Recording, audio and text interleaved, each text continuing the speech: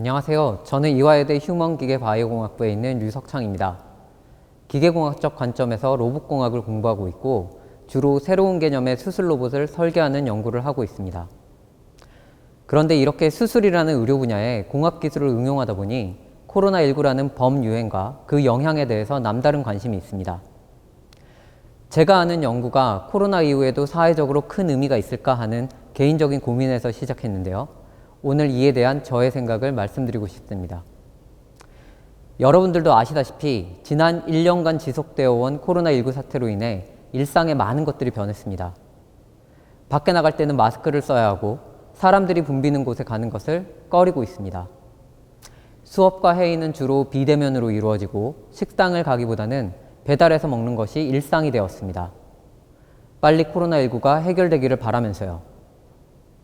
그런데 코로나19가 끝나면 우리는 예전으로 돌아갈 수 있을까요? 이미 다들 아시겠지만 질병관리본부 그리고 WHO와 같은 국내의 많은 기관에서 예측하는 것처럼 포스트 코로나 시대의 우리의 삶은 예전과 매우 다를 것입니다.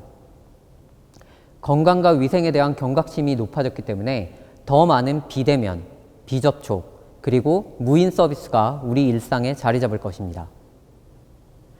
그리고 우리 사회에서 이러한 변화를 가장 크게 경험할 것은 아마도 전례 없이 많은 수의 환자를 진단, 치료, 그리고 관리해온 병원과 같은 의료기관이 아닐까 싶습니다.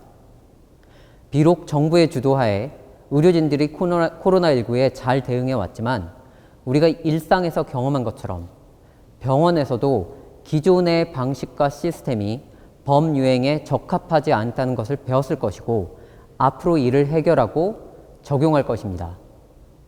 특히 환자와 의료진이 대면으로 해왔던 수많은 진료 행위가 인공지능과 로봇 기술을 적극적으로 도입해서 비대면으로 변할 것입니다. 좀 더 구체적으로 생각해 볼까요? 병원의 기본 역할은 크게 환자를 진단, 관리, 치료하는 것이니까 이런 기본 역할들을 중심으로 알아보겠습니다. 비록 전문 의료인 교육과 연구도 병원의 역할이지만 결국 환자의 진료와 관리를 통해 이루어지는 것들이기 때문에 여기서는 생략해도 될 것 같습니다. 먼저 비대면 진단을 위해서는 체온, 혈압, 심박수와 같은 다양한 생체 신호를 비대면으로 측정하는 센서 및 통신 기술을 통해 환자의 상태에 관한 정보를 수집하고 이를 인공지능이 분석해서 그 결과를 의료진에게 전달할 것입니다. 한편 비대면 관리를 위해서는 자율주행 서비스 로봇이 의료진과 환자 사이에 필요한 물품을 전달하고 환자의 상태를 측정하고 예측할 것입니다. 의료진과 환자의 직접적인 대면을 줄임과 동시에 의료진이 해왔던 환자의 상태 파악과 예측을 인공지능과 로봇 기술로 돕는 것이 기본 방향입니다. 그렇다면 치료는 어떻게 될까요? 치료는 크게 수술적 치료와 비수술적 치료로 나눌 수 있는데 수술적 치료란 피부나 점막을 절개하고 물리적인 상호작용을 통해 이루어지는 외과적인 치료이고 이 외의 경우를 비수술적 치료라고 할 수 있습니다. 그런데 수술적 치료를 위해서는 피부를 절개하고 환자의 몸속으로 들어가서 작업을 하는 도구가 필수적이고 이 도구를 의료진이 직접 조작해야 하기 때문에 비수술적 치료에 비해서 비대면으로 하는 것이 매우 어렵습니다. 이러한 문제 때문에 코로나19 사태 초기에는 전 세계의 많은 병원에서 급하지 않은 수술들은 모두 중지했어요. 하지만 코로나와 같은 감염병에 걸렸거나 의심되는 환자가 시급한 수술적 치료를 받아야 하는 경우 또는 치료 시기가 매우 중요한 질병에 걸린 경우에는 어떻게 대응할 수 있을까요? 진단과 관리에서처럼 해결책이 있을까요? 바로 수술 로봇을 사용하는 로봇 수술입니다. 로봇 수술은 많은 장점을 갖고 있습니다. 특히 인간과 비교해서 로봇 자체가 가진 기본적인 장점들 때문인데요. 정확도 그리고 반복 정밀도가 대표적이고 수술 도구를 쥔 손이 떨리거나 위험한 영역으로 가는 것을 방지할 수 있습니다. 이로 인해서 초보 의사들도 일정 수준 이상의 수술을 할 수 있게 도와줍니다. 하지만 단점도 존재합니다.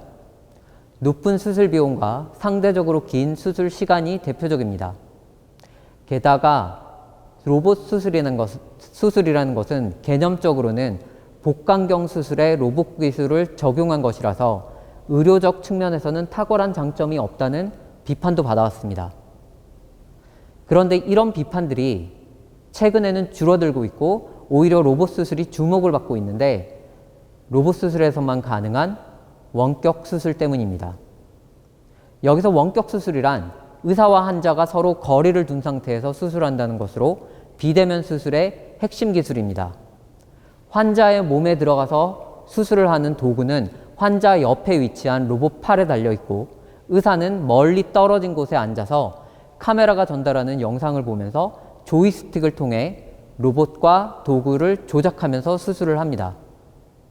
이런 방식 때문에 의사가 편하게 수술을 할 수 있다는 장점이 있었는데 그동안 이 장점이 환자에게 직접적인 혜택을 주고 있는 것은 아니기 때문에 강조되어 오진 않았습니다.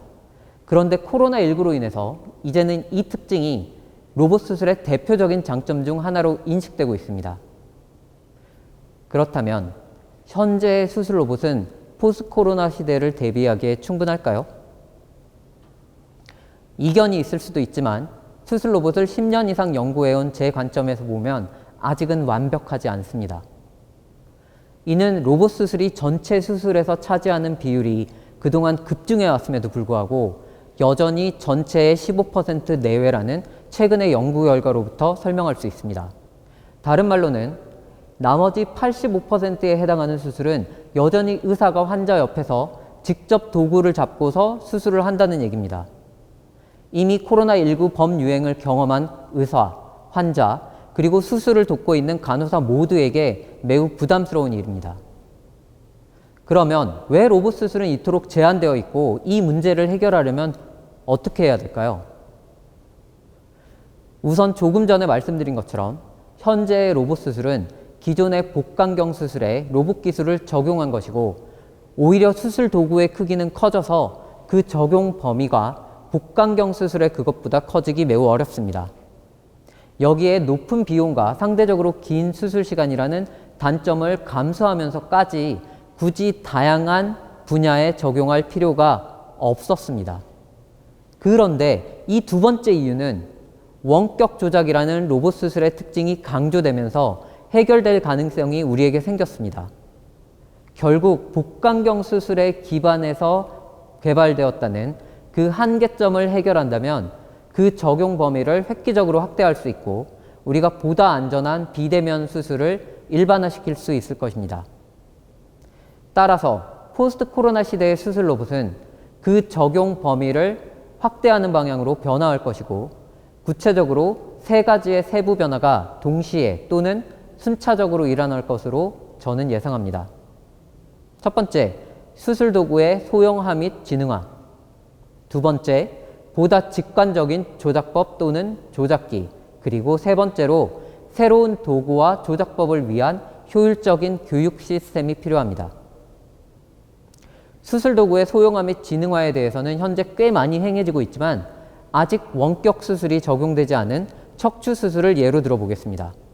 척추 수술에서 보통 직경 3에서 5mm 내외의 작은 수술 도구를 사용하는데 척추 주변에는 신경이 모여 있고 매우 위험하면서도 작업 공간이 협소해서 굉장히 어려운 수술입니다.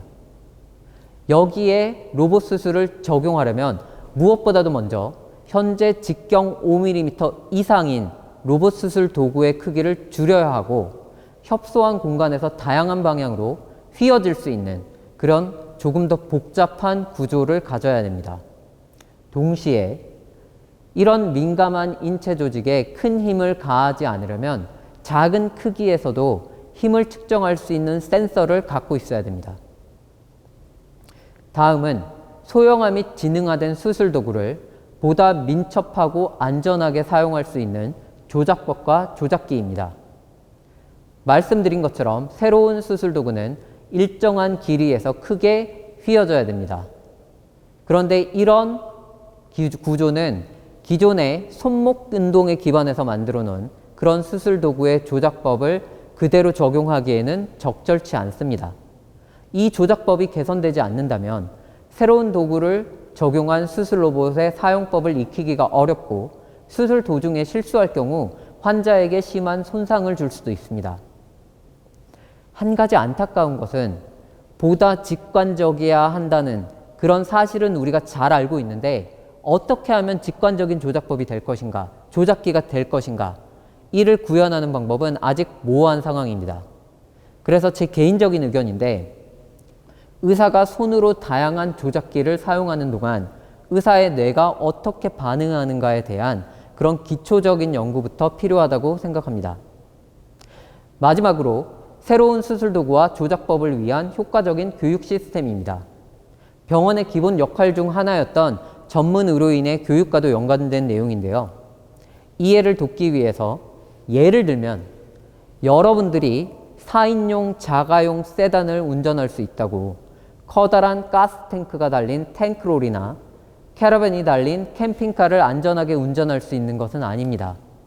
조작할 대상과 조작상의 유의사항이 전부 다르기 때문에 충분한 교육이 필요한데 새로운 수술 도구와 조작법이 적용되는 새로운 수술 로봇도 마찬가지입니다. 앞서 말한 조작법이 매우 직관적이라면 교육이 수월해지겠지만 멀리 떨어져 있는 도구를 간접적으로 조작해야 되는 원격 수술에서는 항상 의사의 손의 움직임과 도구의 움직임 사이에 이질감이 존재하고 따라서 교육을 받지 않고서는 안전한 수술을 하기 어렵습니다. 이러한 교육 시스템이 없이는 비록 새로운 도구와 조작법이 있더라도 술기를 개발하고 다양한 분야로 확대되기 어려울 것입니다. 오늘 제가 한 얘기를 정리하자면 이렇습니다. 먼저 포스트 코로나 시대 우리의 일상은 이전 세대와 매우 다를 것이고 특히 병원에서 그 큰 변화가 있을 것입니다. 이런 병원에서의 변화는 인공지능과 로봇 기술이 주도할 텐데 수술에서는 원격 수술을 가능케 하는 로봇 수술이 더 많은 영역으로 확대되어서 비대면 수술이 늘어날 것입니다. 그런데 이런 시대적 요구에 부응하기 위해서는 기존 수술 로봇에도 변화가 필요합니다. 첫 번째는 더 작은 크기에 기능은 더 많아진, 그래서 그동안 적용되지 못했던 다양한 곳에 적용될 수 있는 수술 도구입니다. 두 번째는 새로운 수술 도구를 보다 민첩하고 안전하게 사용할 수 있는 직관적인 조작법입니다. 마지막으로 새롭게 개발된 수술 도구와 조작법을 효과적으로 의료진에게 가르치고 이를 통해 다양한 수술을 위한 술기를 개발할 수 있도록 돕는 교육 시스템이 필요합니다. 이미 이 첫 번째 변화는 시작되었습니다. 그리고 앞으로 나머지 두 개의 변화도 시작될 것으로 생각합니다. 네, 감사합니다.